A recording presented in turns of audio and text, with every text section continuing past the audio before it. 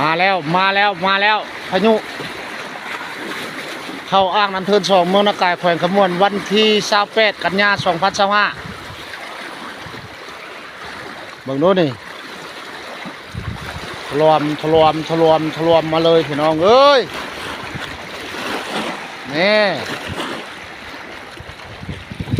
เก็บภาพอ่างน้ำเทิน2มาให้เบิ่งเรื่องพายุเรื่องลมนี่เบิ่งดูนี่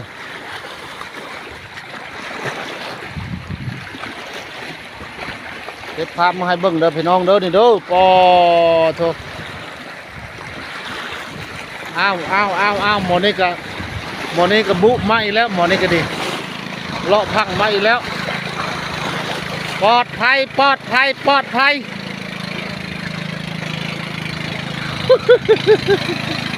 โอ้ดำบยานเนาะบุกสีพนมให้เมียขับอีกอ๋อ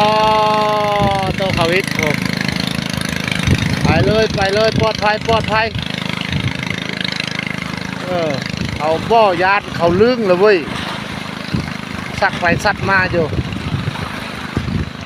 เขาก็ขี่เลาะพังไปแล้วล่มเขาก็ลอยเขาพังนี้เขาก็ได้เบิ่งพวกเป็นกวกเป็นหมอกมาเลยพี่น้องเลย